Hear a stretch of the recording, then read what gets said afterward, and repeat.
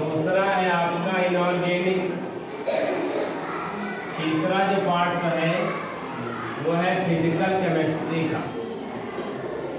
अब डिफाइन कैसे किया जाएगा? देखो, ऑर्गेनिक का मतलब ये होता है कि कार्बन की केमिस्ट्री, जब कहीं आपको रिएक्शंस दी गई हो उनमें केवल और केवल कार्बन दिया गया हो, मतलब होते हाइड्रोजन ऑक्सीजन नहीं है भाई, कार्बन अकेला क्या करेगा, कोई अस्तित्व ही नहीं रहेगा उसका। जब कार्बन बहुआ हाइड्रोजन ऑक्सीजन के साथ मिलता है और कोई कंपाउंड बना लेता है तो उसको हम लोग कहते हैं ऑर्गेनिक कंपाउंड। जैसे मान लीजिए ये लिखा हुआ है CnH2n+2 लिखा है, जनरली फॉर्मूला लिखा है, अभी समझते जाओ, आगे की बात करेंगे। कार्बन है, इसमें हाइड्रोजन भी है भाई। एक शब्द में आपसे पूछे कोई ये क्या लिखा है, तुम्हारे मुंह से तुरंत निकलना चाहिए ये ऑर्गेनिक कंपाउंड लिखा हुआ है। लेकिन जब वो ये कहे इसमें तो हाइड्रोजन भी दिया हुआ है, तुमने ऑर्गेनिक कंपाउंड कैसे कह दिया? कार्बन से पहचान ऑर्गेनिक कंपाउंड की है, लेकिन जब डिफाइन किया जाएगा इसको तो इसको हम लोग कहते हैं हाइड्रोकार्बन। क्या बोलते हैं इसको? हाइड्रोकार्बन। सॉरी, इंग्लिश में लिख दे जरा, हाइड्रोकार्बन। यहाँ तक की बात क्लियर? जरा इसको डिवाइड करो, carbon plus hydrogen is equal to hydrocarbon. General सी बात, छोटी सी बात बता रहा हूँ। अच्छा, दूसरी चीज, कभी कभी कंपाउंड लिखा होगा, तुम लोगों से कहा जाएगा कि सिंगल बॉन्ड वाला, डबल बॉन्ड वाला, ट्रिपल बॉन्ड वाला पहचानो, ठीक है ना? सिंगल बॉन्ड मतलब एकल बंध, सिंगल बॉन्ड मतलब एक लाइन खींची होगी बीच में, एक प्रकार का बॉन्ड बना होता है। वो बॉन्ड कब बनता है? जब भी कभी बॉन्ड बना हो, जरूरी नहीं है कि वो ऑर्गेनिक कंपाउंड के बीच में बना हो भाई। दो तत्वों को लिया, दो एटम लिए, उनको कंबाइन किया, बीच में बॉन्ड बन रहा है तो वो कोवेलेंट बॉन्ड है। क्या बोलते हैं उसको? बात समझ में? सहसंयोजी बंध। इसका मीन्स हो गया दोनों के बीच इलेक्ट्रॉनों का क्या हो रहा है? साझा और शेयरिंग हो रही है। बात समझ में आ गई? तो सिंगल बॉन्ड दिया हो ऐसे, इसको हम लोग क्या पढ़ेंगे केमिस्ट्री में? सिंगल बॉन्ड, इसको कहा जाता है एकल बंध। कभी आपको ये नजर आएगा दो लाइनें लिखी हुई, इसको कहेंगे हम लोग क्या? Double bond. इसको क्या बोलते हैं? कोई बंध। हिंदी में क्या कहा जाए? ऐसे लिखा होगा, इसको हम लोग कहेंगे ट्रिपल। चार बॉन्ड नहीं होते, चार बॉन्ड कभी भी नहीं होते। आप जरा इसमें आते हैं, ये क्या है? हाइड्रोकार्बन। इसको इधर समझा जाना चाहिए। ये दो प्रकार, इसके तीन प्रकार, इसके दो प्रकार। पहला कौन सा है? सैचुरेटेड, जान लो ये सब चीज, काम आएंगे बहुत ज्यादा। अनसैचुरेटेड, इसका मतलब ये संतृप्त है, ये संतृप्त है। ये क्या है? असंतृप्त। संतृप्त की पहचान सिंगल बॉन्ड से। सिंगल बॉन्ड जब बनता है ना, मतलब उसको किसी से इलेक्ट्रॉन लेने की आवश्यकता फिर दोबारा नहीं होती, समझ आ गया? लेकिन जब डबल बॉन्ड बनेगा ये वाला और ट्रिपल बॉन्ड बनेगा, तब इसको हो सकता है भविष्य में इलेक्ट्रॉन लेने की आवश्यकता पड़ जाए। तो ये सिंगल कभी भी टूटता नहीं है। सिंगल बॉन्ड कभी टूटेगा नहीं। अकेला ताकतवर है, अकेला आदमी ज्यादा ताकतवर होता है, और देखा जाए तो एक प्रकार, ठीक है ना? डबल बॉन्ड में एक टूट जाएगा, एक मजबूत है, एक कमजोर है। तो एक टूट गया तो एक की ताकत क्या हो जाएगी? कमजोर हो गया।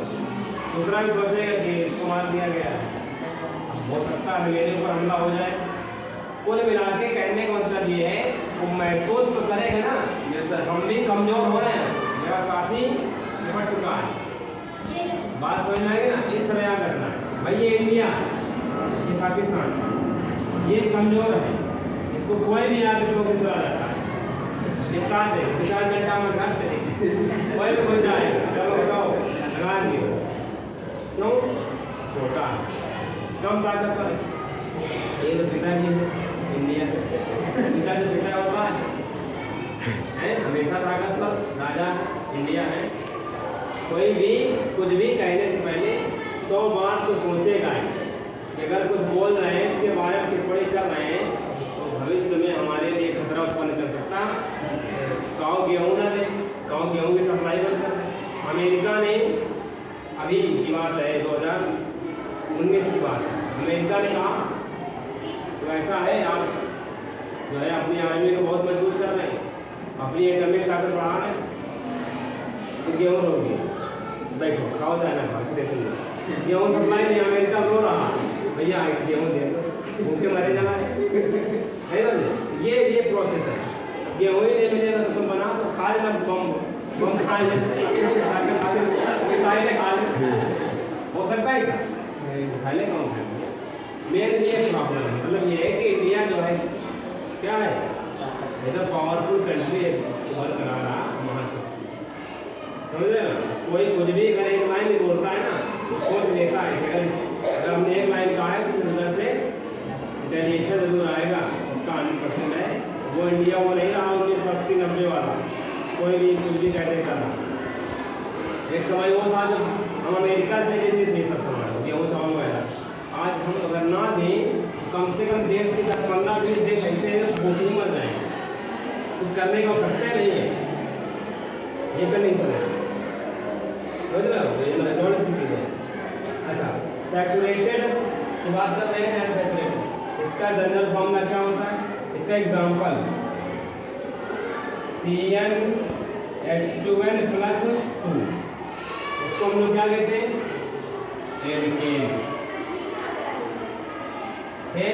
अच्छा n बराबर क्या होता है n मतलब होता है पूर्णांक संख्या रेशनल नंबर पूर्णांक संख्या याद रखो ज़्यादा सही है। अब 1 से लेकर 100 तक कुछ भी नंबर लिख तो कोई दिक्कत नहीं है लेकिन आपको इसमें इसके केस में केवल 10 तक ही आ जाना है बस। बात समझ में आई। अब जरा समझो n बराबर है n = 1 रखा जाएगा रख दीजिए इस फॉर्मूले में बस ऐसे मैं करते हैं C1H2 × 1 + 2 2 1 जा 2 2 का कितना हो गया 4 CH4 1 तो क्या मतलब नहीं 1 से क्या मतलब 1 तो गया सबका। इसको क्या कहते हैं इसको कहा जाएगा मीथेन। दिखाया कहाँ से आया इधर से C1 में बार बार हिंदी में लिखते हैं।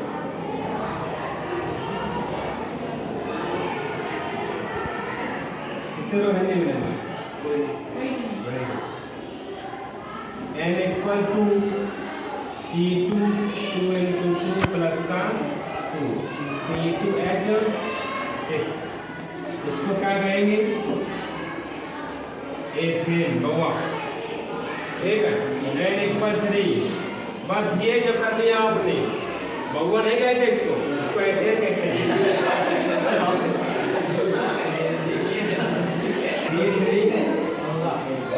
C3H2 + का 2 3 लिख दीजिए।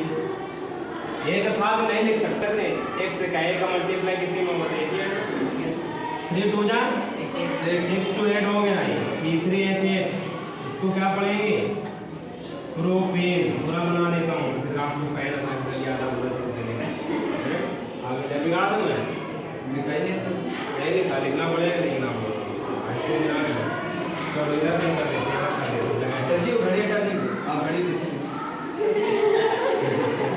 ये ऐसी लगी है टेंशन ले रहे हैं 2 4 C4 अभी मत नोट करो समझ लो पहले। अब देखो n की जगह क्या रखा 4 रखा गया 4 में 8 2 10 ये हो गया C4H10 मीन्स बन गया ब्यूटेन। पढ़ पा रहे ना इसको मीथेन के बाद एथेन फिर प्रोपेन और फिर ब्यूटेन आया।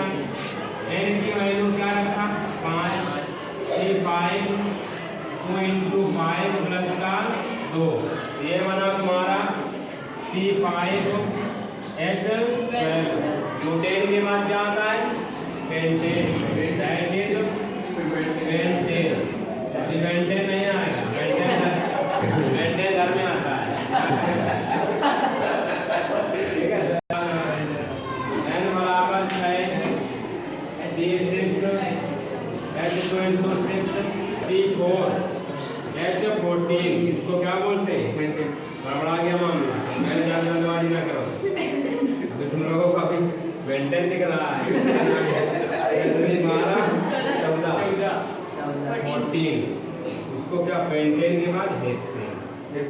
क्या कहेंगे? हेक्सेन। अब कौन आएगा? अगर H है तो H ही रहना चाहिए, अगर यहाँ पे कोई होना चाहिए। बात समझ में आई ना?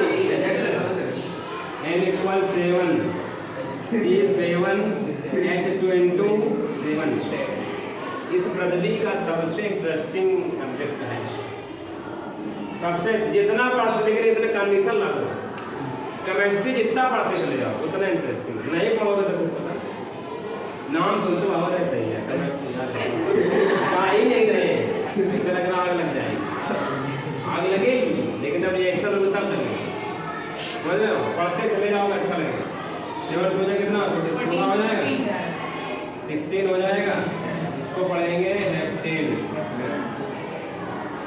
n = 8 C8 H2O8 प्लस का 2 C8 H18 ऑक्टेन। भर गई जगह